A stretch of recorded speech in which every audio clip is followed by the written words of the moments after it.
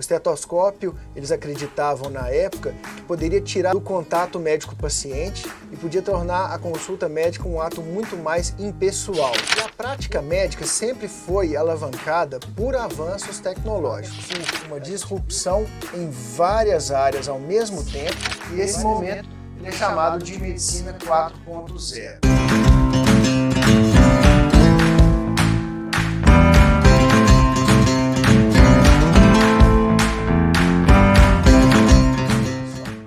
A terceira revolução industrial, ela também é chamada de revolução digital. Ela é impulsionada principalmente pelos computadores e robôs e pela criação da internet no início da década de 70. A quarta revolução industrial veio meio que atropelando a terceira revolução industrial. Ela é baseada em várias tecnologias, não somente em uma tecnologia, e essas tecnologias têm a característica de meio que borrar os contornos entre o digital, o físico e o biológico.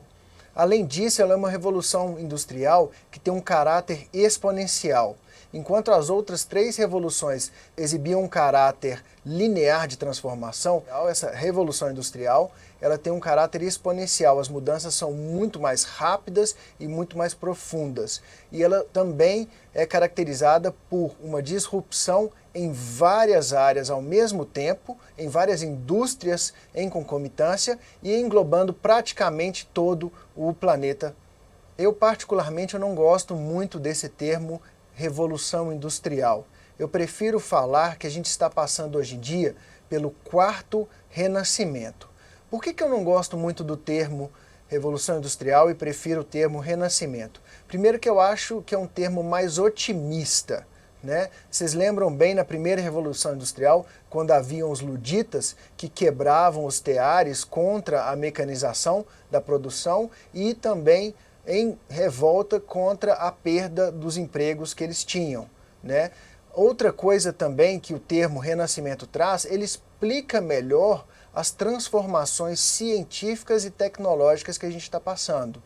E no final, eu acho que ele também coloca em foco o principal fator de transformação, que é o ser humano. Ele desloca o foco da máquina, como o termo revolução industrial, e ele transforma o foco principal da atenção dessa revolução, dessa transformação, no ser humano. Foi durante os renascimentos que a gente também viu o grande poder transformador sendo criado, que é a velocidade da informação aumentando de forma cada vez maior.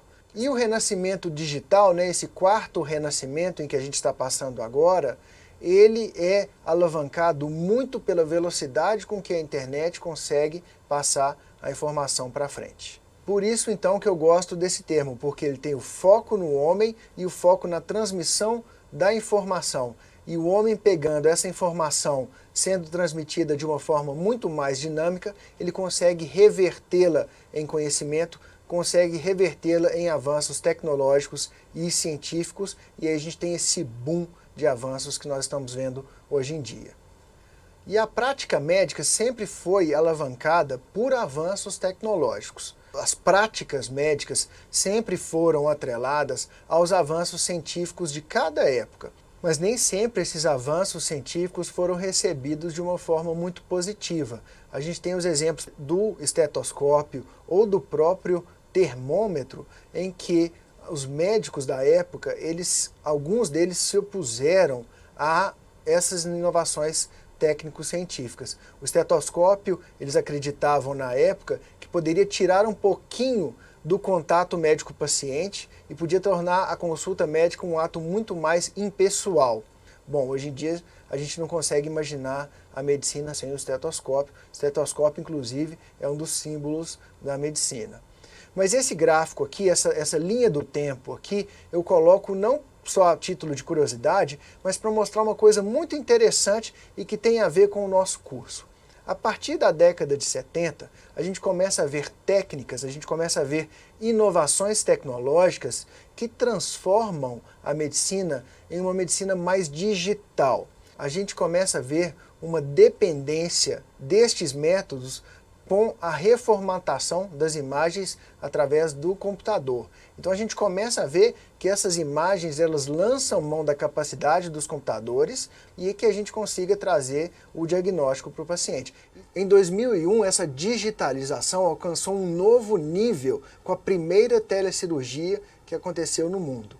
A primeira telecirurgia foi uma colecistectomia de um paciente que estava na Universidade de Estrasburgo, na França, e foi operado por uma equipe médica que estava em Nova York, através da internet, movimentando um robô que operou o paciente na França. Em 2003, acontece, ao meu ver, o grande momento da digitalização da medicina, quando a gente revelou pela primeira vez o resultado do projeto Genoma. Só para ter uma ideia, o projeto Genoma foi iniciado em 1990 e ele gastou 2,7 bilhões de dólares para ser executado até o seu final em 2003. Hoje em dia, o sequenciamento genético de uma pessoa custa pouco menos de $1.000. Então vocês veem que a queda do preço foi muito expressiva e agora a gente consegue lançar a mão de uma tecnologia poderosa igual ao sequenciamento genético no dia a dia dos nossos pacientes. Então pegando tudo isso, contextualizando todos os aspectos socioeconômicos, essas transformações, revoluções digitais, esse renascimento através de uma informação passada de uma forma muito mais dinâmica, e tendo em vista que a medicina precisa dos avanços técnicos científicos para continuar a existir, a gente consegue então entender melhor o que significa esse termo então medicina 4.0. A medicina 4.0 então ela é uma medicina digital, ela depende da análise de dados pelos computadores. E ela guarda essas análises, guarda esses dados de uma forma digital. Ela integra dados de várias fontes tecnológicas médicas, os aparelhos de ressonância magnética, o prontuário eletrônico, com outros dados que são gerados de fontes não médicas, como os wearables, como as redes sociais, como o GPS que existe dentro dos telefones e uma série de outras tecnologias que começam a ser conjugadas com as tecnologias médicas para trazer uma atenção melhor para o nosso paciente. Ela é chamada de data-driven, para poder ser muito mais preditiva e muito menos paliativa ou reacional. Além disso, ela pode ser tanto presencial ou remota. A tecnologia de celulares, a internet de banda larga, ela possibilita que a gente exerça a medicina tanto de uma forma presencial, com o paciente no nosso consultório, quanto de uma forma remota. Eu, por exemplo, como radiologista, eu já estou acostumado a fazer consultas de teleradiologia já há algum tempo.